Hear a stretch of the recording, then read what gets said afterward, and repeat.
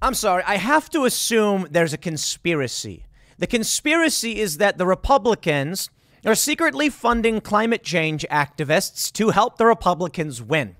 Now, I don't really believe that's happening. My point is these climate change activists are doing everything in their power to make sure people love oil and the Republicans win the midterms, thus guaranteeing the expansion of fracking and fuel production. In this afternoon's story, The View interrupted by climate protesters during Ted Cruz interview. Ah, yes, Ted Cruz, Republican, advocating for the GOP. And the GOP is going on and on about how gas prices are very high and how Joe Biden's policies are the cause of it. And most people in this country view gas prices as their top issue. Joe Biden's approval rating is tied directly to gas prices. So as regular people are sitting there staring at $5 a gallon gas or $8 if you're in California, and they're saying, please get the price down, some person walks up with a can of mashed potatoes, throws it in their face and says, oil is bad and you should suffer. I know, I'm kidding, right? But that's basically what they're doing. We've got these Just Stop Oil activists in Europe throwing tomato soup on paintings, now mashed potatoes on paintings. Now, I guess they threw a pie at a wax Prince Charles or something. Please keep doing it. Because it's not just about gas prices. There are a lot of issues in this country right now that need to be addressed, and the GOP are the only ones willing to address it. The Democrats are effectively burning this country to the ground with open borders policies, expansive war, and now high energy costs.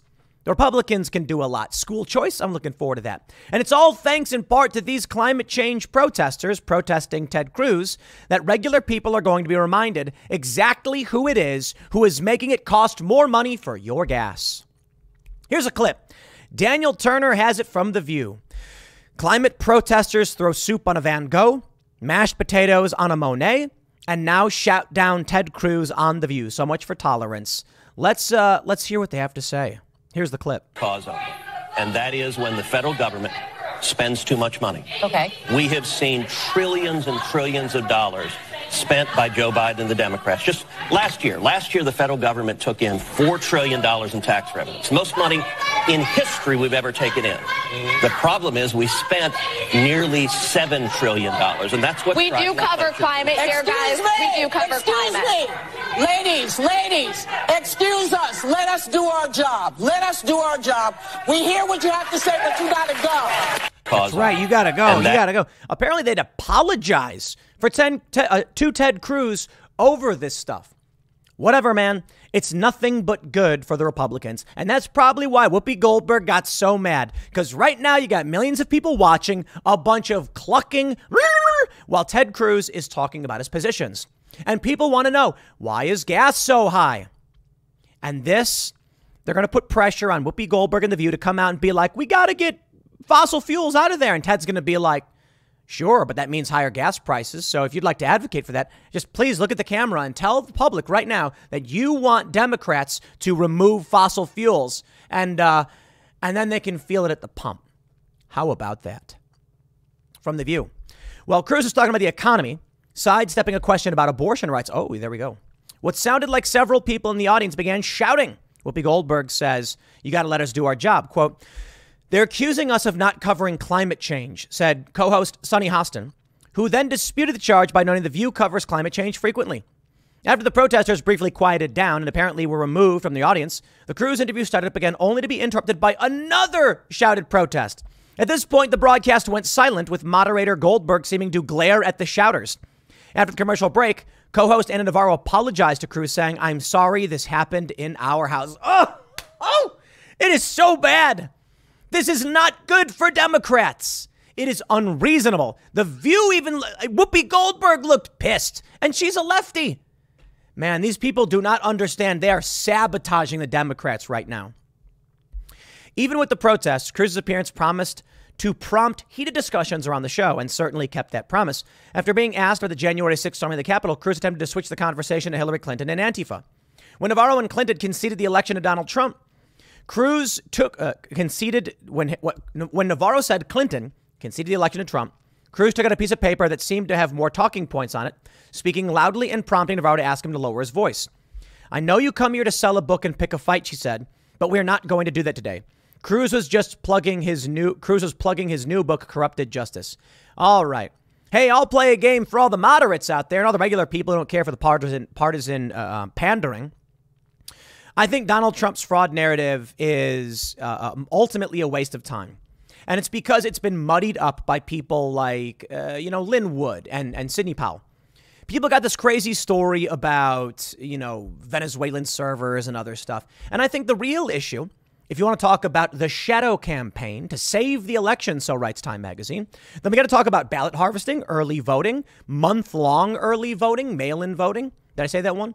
And drop boxes and all of these procedural things which need to be adjudicated.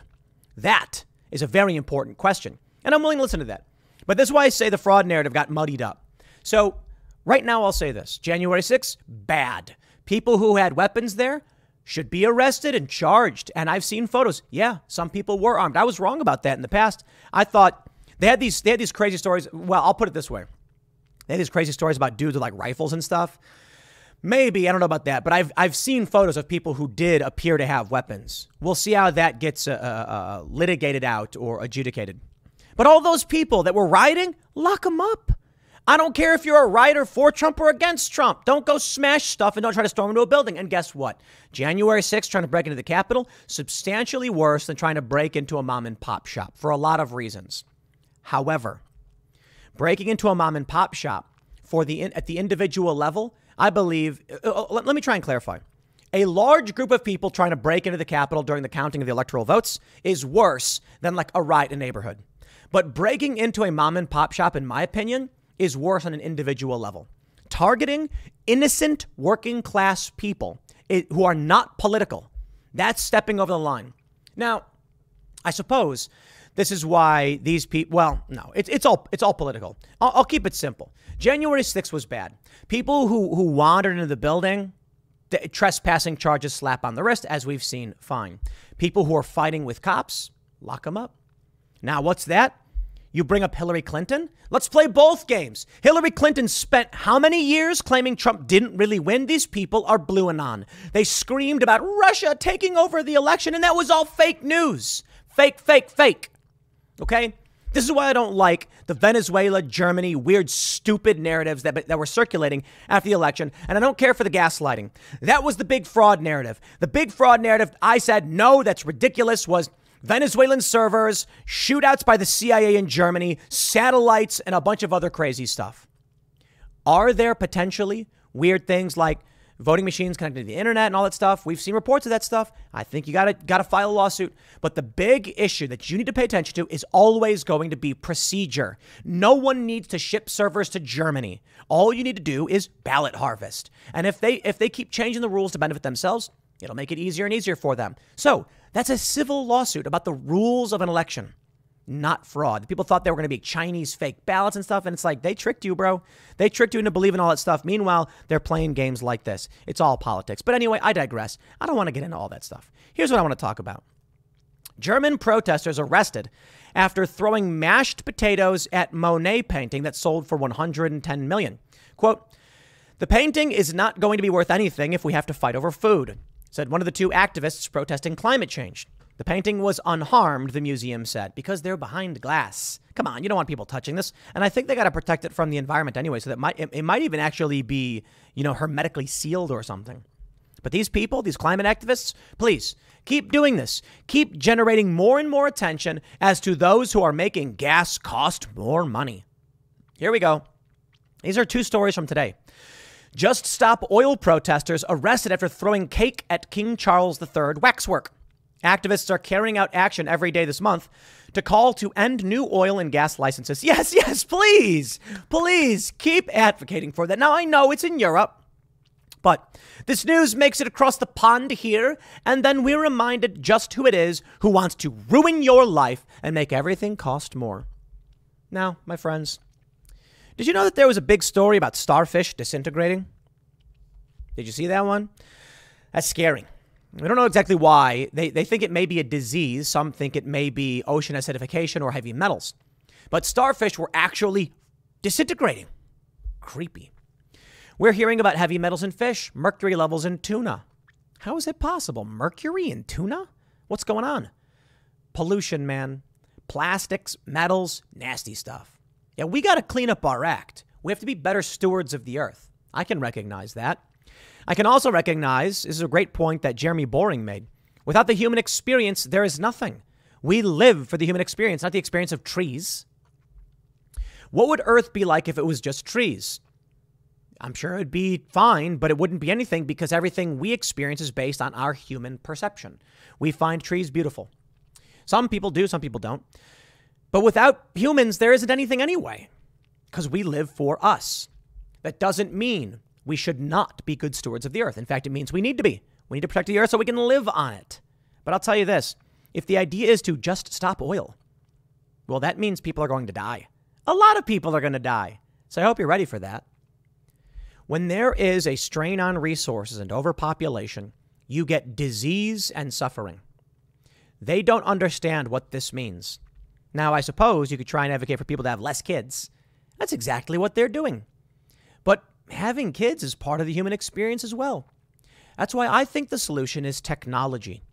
The solution is to travel the stars and to expand, because as more and more humans are created as part of the human experience, we need more space for them. The solution, in my opinion, isn't just to hobble humanity, castrate humanity, and then just confine ourselves to this rock. It is to say, let's make sure we have a balanced ecosystem, less pollution, happier lives, more resources, and we focus on space travel. We've got to go somewhere else. Maybe we can start terraforming other planets and figuring out how to build biospheres and biodomes and all that stuff. And then when there's more and more people, we just say, time to go. It's what we did in Europe. Came to the Americas. Uh-oh, colonization. You can't have that, can you, Left? Getty oil fortune heiress helped fund climate activists who have targeted artwork and museums. Really? So you mean it's an heiress to an oil tycoon who is funding all of this stuff? Because I got to tell you, man. Now, I don't know this lady. I don't know her politics, but let me just say, these protesters are helping big oil, helping them. In October it was 2 weeks before the midterms. Why now? Why now? Granted, again, it's in Europe. A lot of this is in London, but the news travels. And now we're seeing, protesters at The View once again in October, right before an election, screaming no oil. And it is an oil tycoon heiress who is supporting these organizations. Now, why would she do that?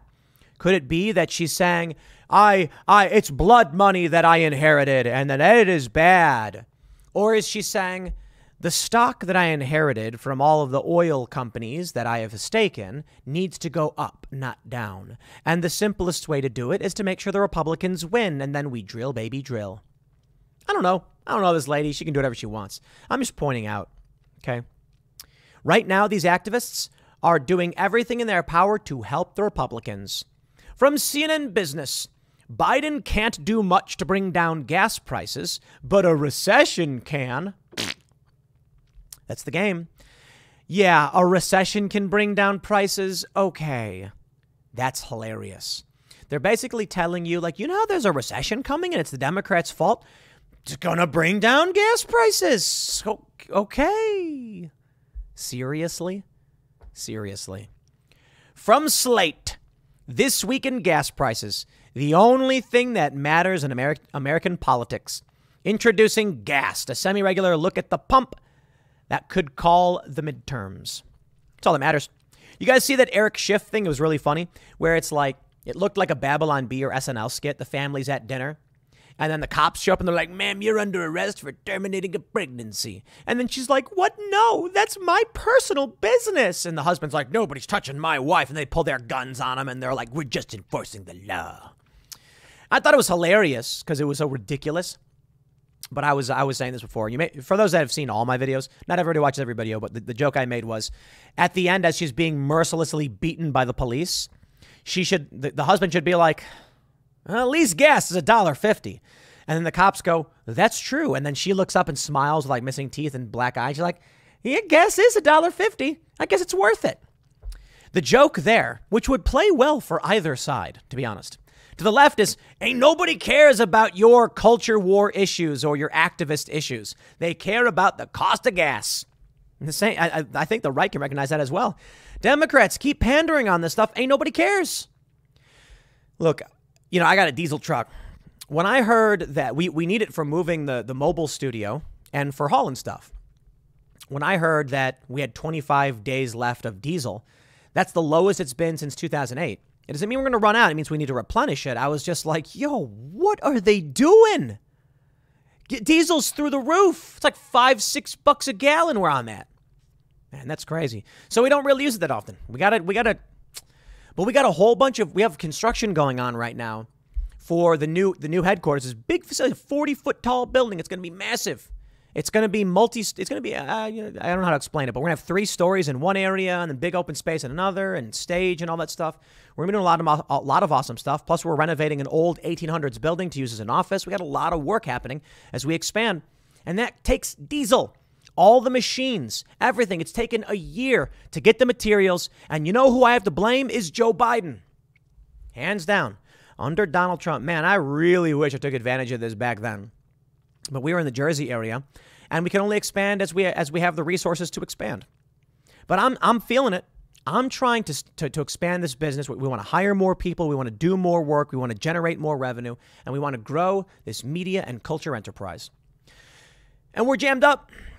The high cost of gas, low level of supplies, and it's the Democrats' fault.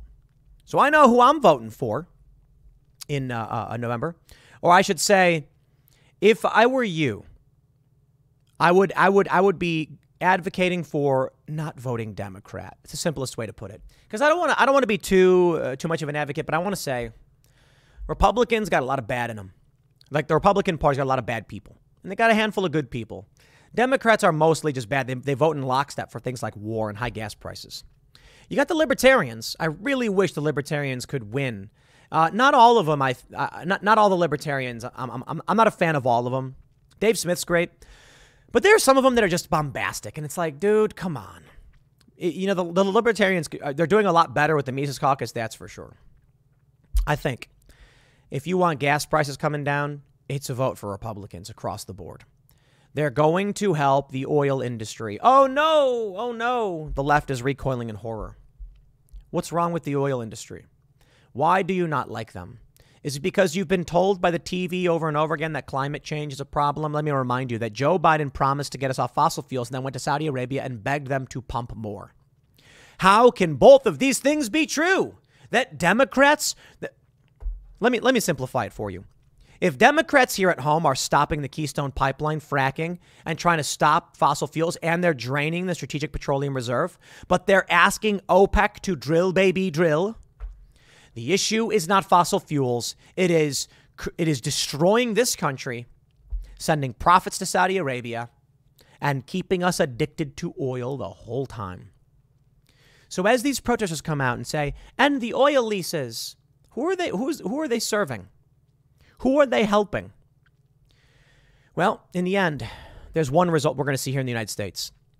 With The View and climate protesters screaming at a Republican, Ted Cruz should just come out and been like, gas prices are through the roof. And they'll be like, we want to ask you about January 6th. It was bad, but your gas prices are through the roof.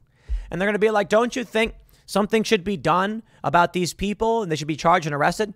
Maybe. But I tell you this. You vote for Republicans, we bring down the gas prices. Okay, well, what about abortion? Abortion, tough issue. If you vote for us, I'll tell you one thing we'll do is we'll bring down the gas prices. Then you get people in the audience screaming about the climate. Ted should have just smiled and been like, you're going to vote for that?